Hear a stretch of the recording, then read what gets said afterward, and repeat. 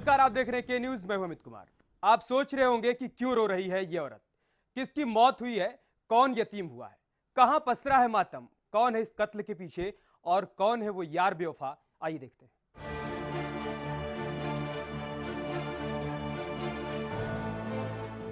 प्रदेश की राजधानी लखनऊ के पौष इलाके इंदिरा नगर के सर्वोदय नगर में एक ऐसी वारदात को अंजाम दिया गया कि जिसने भी सुना वो सन्न रहे। बात बीती 4 अगस्त सुबह की है।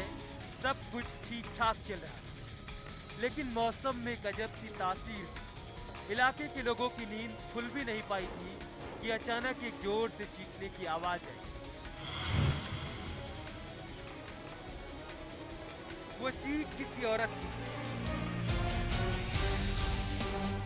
लोगों को ये समझने में जरा भी वक्त नहीं लगा कि ये चीखें पड़ोस के घर में रहने वाले किराएदार के कमरे से आ रही है।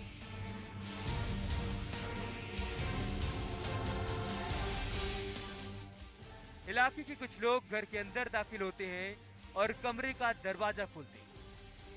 कमरा खुलते ही लोगों के सामने जो नजारा था वो किसी को भी सहम कर देने के लिए काफी था।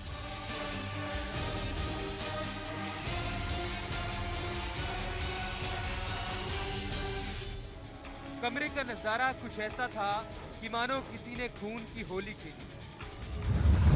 कमरे की फर्श पर हर तरफ खून फैला था और सामने पड़ी थी एक लाश।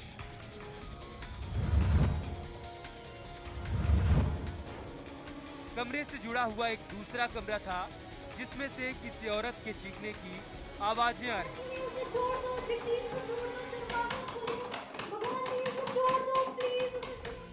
वहां पहुंचे लोगों ने दूसरे कमरे को खोला तो उसमें एक औरत बंद थी। औरत को पहले कमरे से और फिर घर से बाहर लेकर आया गया। वारदात ने उसके जहन में गहरे निशान छोड़े, लिहाजा वो कुछ भी बोलने की हालत में नहीं थी। कत्ल हुआ था उस बीती रात वहां पर बहुत ही बेरहमी के साथ।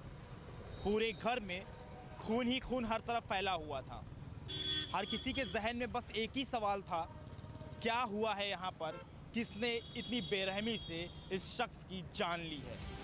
दरअसल उस बीती रात के अंधेरे में एक शख्स की हत्या की और वो भी घर में घुस। कौन थी वो औरत जो उस कमरे में बंद थी? और कौन था वो शख्स जिसका बहुत ही बेरहमी से कत्ल किया? ये सब बताएंगे आपको, बस आप देखते रहिए हमारी खास पेशकश बेवफाई। लखनऊ से अनूप सिंह के साथ मोहम्मद आसिफ, क्राइम डेस्क के न्यूज। कत्ल हुआ था और मामला राजधानी के पौष इलाके से जुड़ा था, लिहाजा पुलिस ने भी मौके पर पहुंचने में जरा भी देर नहीं की। लेकिन वो औरत कौन थी और कौन था वो शख्स जिसके खून से रंग दिया गया था पूरे घर को? आइए देखते हैं।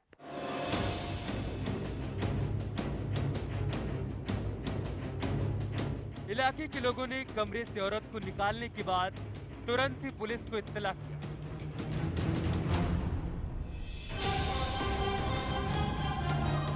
जिस शख्स का कत्ल हुआ था उसका नाम था जगदीश और जिस औरत को कमरे से बाहर निकाला गया वो जगदीश की पत्नी पिंकी थी।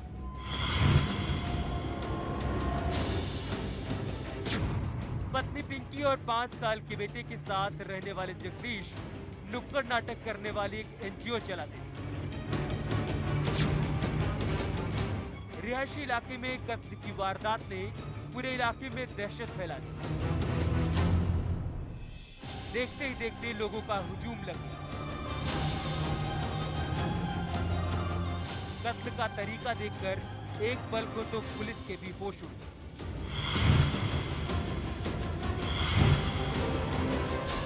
मौके पर पहुंची पुलिस ने मामले की जांच शुरू कर दी। लाश के पास एक बैग पड़ा था जिसमें खून लगा हुआ है, जिससे साफ जाहिर था कि कत्ल में इस बैग का इस्तेमाल किया गया। पुलिस ने कई बार जगदीश की पत्नी पिंकी से बात करने की कोशिश की, लेकिन पिंकी काफी सदमे में थी, इसलिए पुलिस को उससे कोई जानकारी नहीं मिली।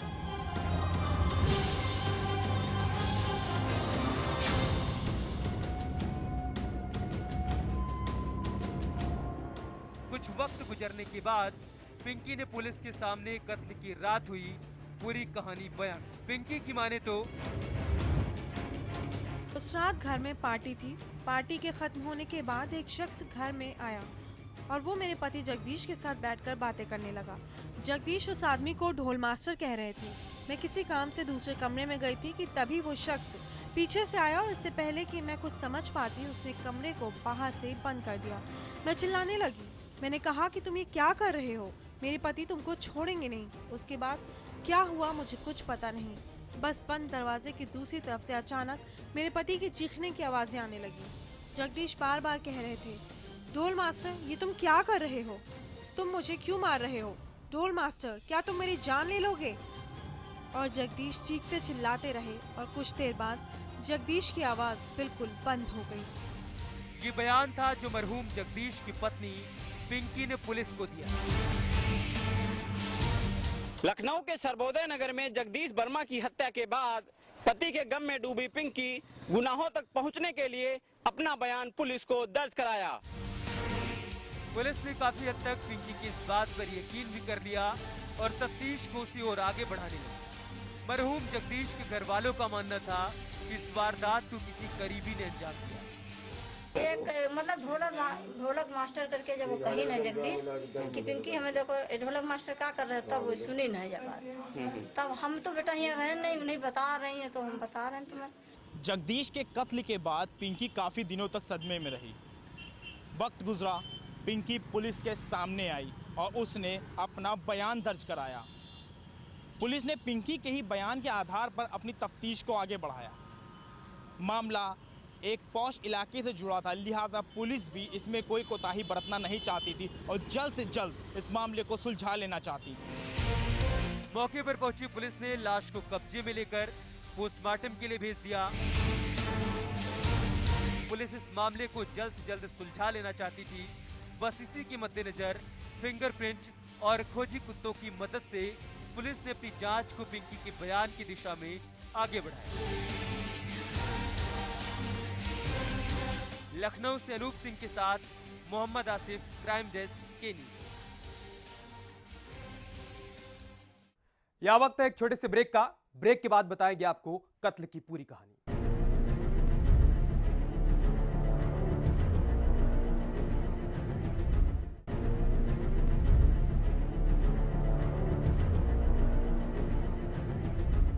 पुलिस ने पिंकी के बयान को जरिया बनाकर अपनी तफ्तीश शुरू कर दी, लेकिन अभी भी पुलिस के सामने कई सवाल थे जिनका जवाब जानना पुलिस के लिए बेहद मुश्किल होता जा रहा था।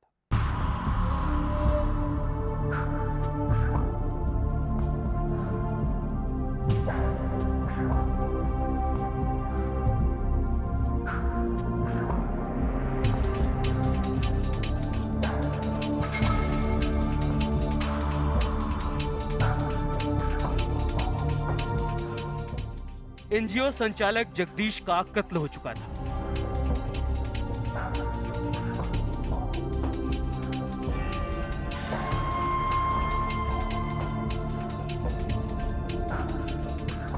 उसकी पत्नी ने सदमे से बाहर आते ही पुलिस को बयान दिया।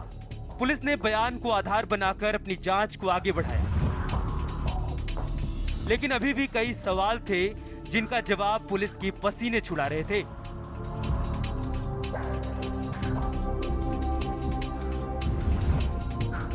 कत्ल करने वाला ढोल मास्टर कौन था? वो इतनी रात गए घर में कैसे आया? इससे पहले उस शख्स को किसी ने भी घर में आते नहीं देखा था, तो उस रात उस घर में किसने आने दिया? और सबसे अहम सवाल कि जब सारे घर आपस में जुड़े हुए हैं तो किसी ने भी रात के सन्नाटे में पिंकी या जगदीश की आवाज क्यों नहीं सुनी?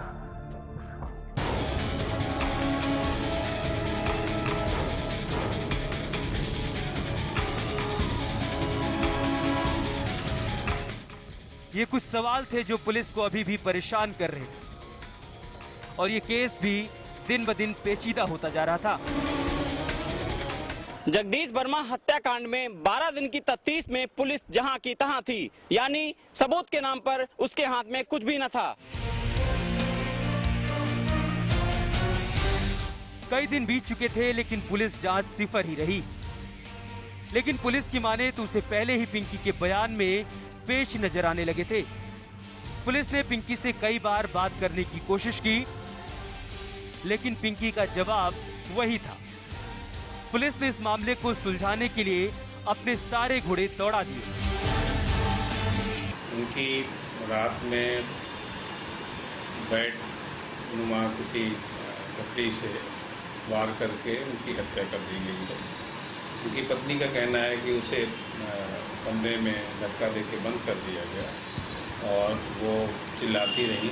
बाकी और चीज़ों पे भी जो हमें जिन पे डाउट्स हैं, जिन चीज़ों पे हमें संदेह हैं, जो वहाँ परिस्थिति जन्य जो साक्ष्य मिल रहे हैं, उसके आधार पे हम अपनी विवेचनाएं उस दिशा में भी कर रहे हैं। पिंकी के बयान के आधार पर तफ्तीश तो आगे बढ़ा दी गई, लेकिन मामले में दिन पर दिन पेच फंसते जा रहे थे। पुलिस खासा परेशान हो चुकी थी, लेकिन कोई भी सुराग हाथ नहीं लग रहा था। लेकिन एक बात तो तय है कि कातिल जितना ही शातिर क्यों ना हो, लेकिन वो कोई ना कोई सुराग जरूर छोड़ता है। बस इसी का फायदा मिला पुलिस को।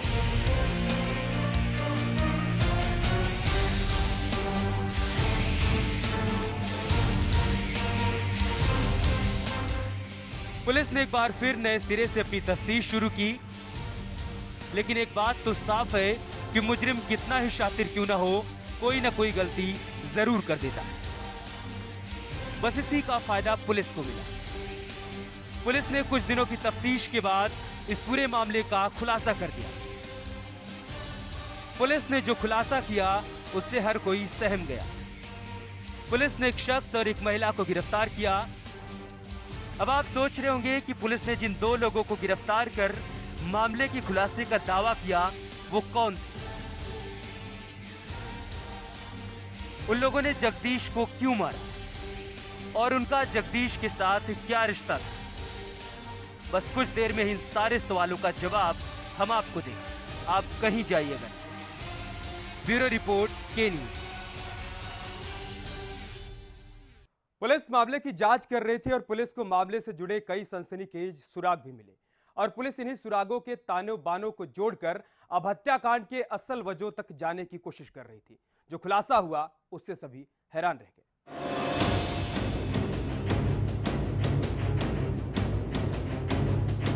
पुलिस इस सनसनीखेज हत्या की गुत्थी सुलझाने के लिए पूरी शिद्दत से जुटी हुई थी।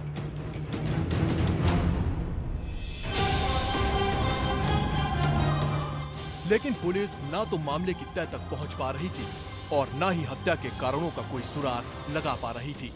पुलिस के हाथ खाली थे।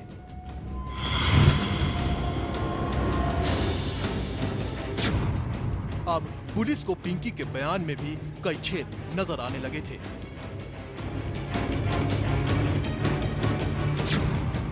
तभी पुलिस अधिकारियों ने अंधेरे में एक तीर मारा और ये तीर सही निशाने पर लगा। फिर उसके बाद हत्या के सारे राज परत दर परत खुलते चले गए।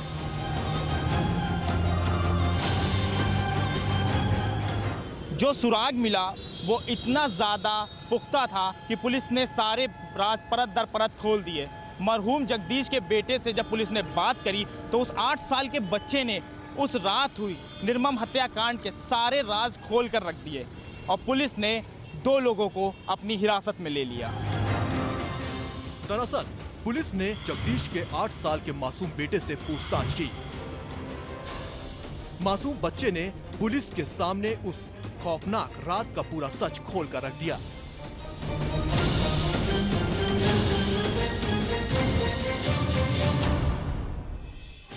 जगदीश के बेटे ने पुलिस को बताया, जब अंकल घर आए थे तो मम्मी पापा के साथ बैठी हुई थी। फिर कुछ देर बाद मम्मी उठकर किचन में चली गईं और वहां से मिर्च लाकर पापा की आंखों में डाल दिया।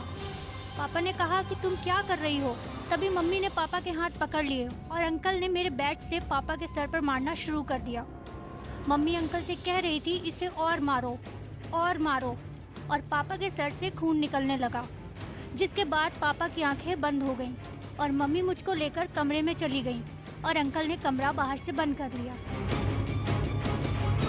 बच्चे के बयान ने कहानी को एक नया मोड़ दे दिया। उसके बच्चे से बात करने के बाद उसके बच्चे ने ये बताया कोई अंकल आए थे, जिसमें उनकी माँ भी उसके पिता को यानी मृतक को पीट रही थी।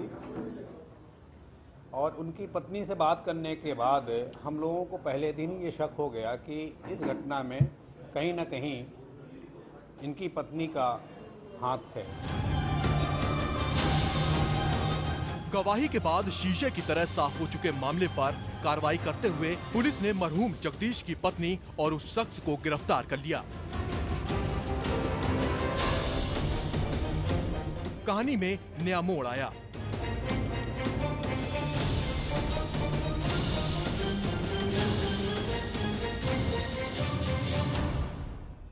अपराधी पुलिस की गिरफ्त में थे, लेकिन आखिर वो शख्स कौन था? पिंकी का उससे क्या रिश्ता था?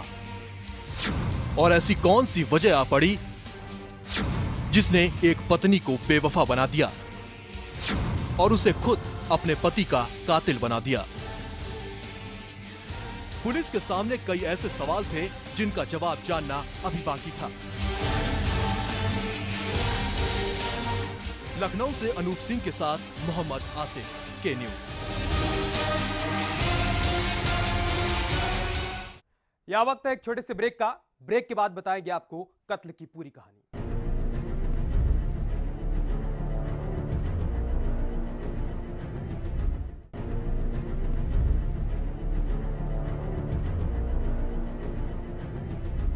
इस तरह की वारदात अक्सर रियल लाइफ में देखने को मिलती है, लेकिन ये एक असल कहानी थी जो किसी भी रियल लाइफ से कहीं ज्यादा खौफनाक थी।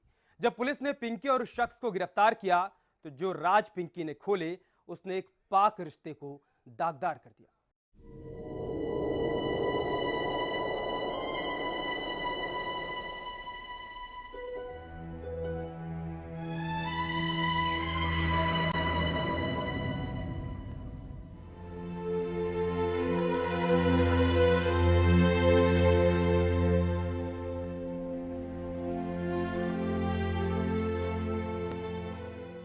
पिंकी ने जगदीश के साथ लिए हुए अग्नि के साथ फेरों को रुस्वा कर दिया।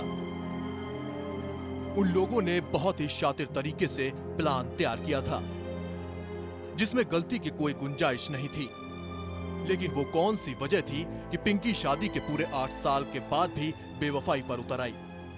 इस राज को जानने के लिए हमको कुछ साल पीछे जाना होगा। पिंकी शादी से पहले उत्तर प्रदेश के पीलीभीत के माधोपुर टांडा में किसी रिश्तेदार के घर गई हुई थी। तभी उसकी मुलाकात वहां गांव के ही एक शख्स से हुई।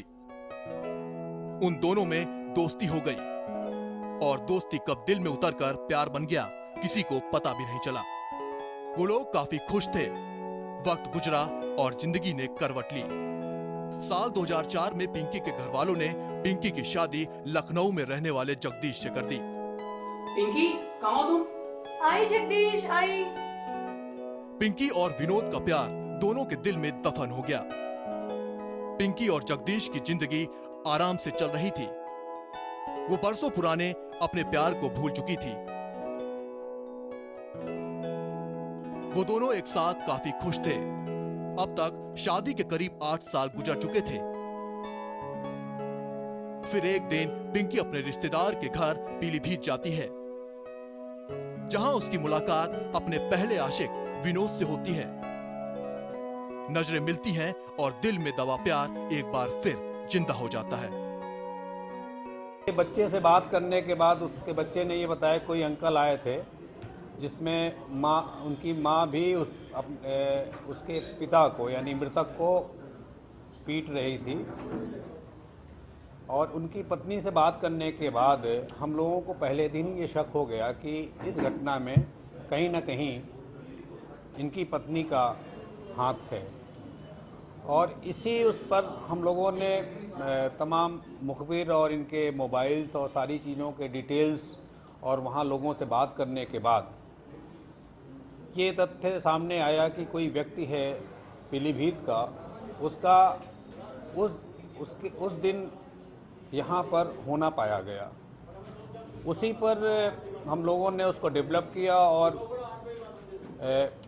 इस तथ्य पे पहुंचे कि कोई विनोद नाम का व्यक्ति है जो इनके यहाँ आना जाना था और इनके संपर्क में था। उसकी गिरफ्तारी करने पर ये सारे तथ्यों का खुलासा हुआ। गुनाहों पे पर्दा डालने वाली पिंकी का राज पिंकी के बेटे ने ही खोल दिया। दरअसल प्रेम प्रसंग के चलते पिंकी और पिंकी का आशिक जगदीश वर्मा की हत्या की थी। कैमरामैन कमलेश श्रीवास्तव के साथ अनूप सिंह, के न्यूज, लखनऊ। पुराना प्यार मिल चुका था, लिहाजा पिंकी और विनोद अब किसी भी कीमत पर एक होना चाहते थे।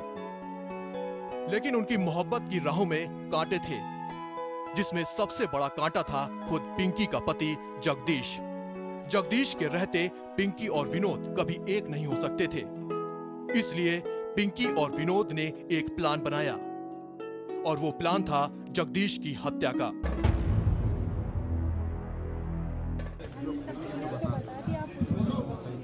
अब हम कुछ नहीं बताना चाहते सबको सर। हत्या करने से पहले विनोद दिन में पीलीभीत से लखनऊ पहुंचा। पूरा दिन बाहर गुजारने के बाद विनोद आधी रात गए पिंकी के घर पहुंचता है,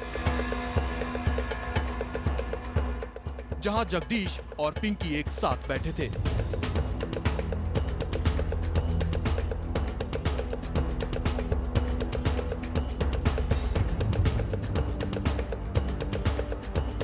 तुम कौन?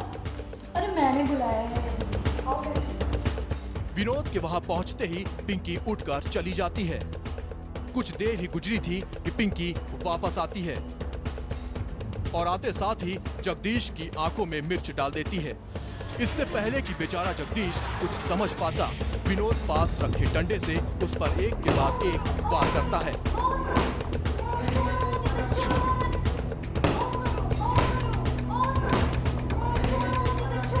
जगदीश तड़पता है, लेकिन उन लोगों को उस पर जरा भी तरस नहीं आता और वो लोग उसकी जान ले लेते हैं। लगता है मर गया। सर दोनों ने सोचा था, भाई काटा नहीं रहा था, मैंने गर्दन पकड़ी से छोड़ दिया था, बैठ रखा था वो 4 बार। किसी को शक न हो, इसलिए वारदात को अंजाम देने के बाद पिंकी कमरे में जाती है, जिसे विनोद खुद बाहर से बंद कर देता है, जिससे लोगों को शक न हो। विनोद मौके से फरार हो जाता है और पिंकी सुबह तक बंद कमरे के अंदर ही रहती है। जगदीश का कत्ल अवैध संबंधों के चलते किया गया था। उसका कत्ल किसी और ने नहीं बल्कि उसकी पत्नी पिंकी और उसके आशिक विनोद ने अंजाम दिया था। पिंकी और विनोद एक दूसरे को बेइंतहा मोहब्बत करते थे, लेकिन साल 2004 में जगदीश की शादी पिंकी के साथ हो जाती है, लिहाजा वो दोनों एक दूसरे से अलग हो जाते हैं। जगदीश और पिंकी एक साथ बहुत खुश थे। विनोद पीलीभीत में रहता था।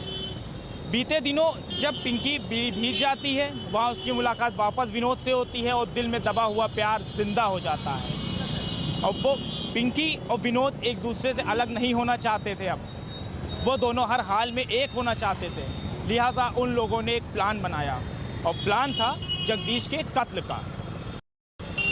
कैमरामैन संतोष और अमर के साथ मोहम्मद आसिफ, के न्यूज। क्राइम अलर्ट में फिलहाल इतना ही, लेकिन देश और दुनिया की तमाम खबरों के लिए आप देखते रहिए के न्यूज। नमस्कार।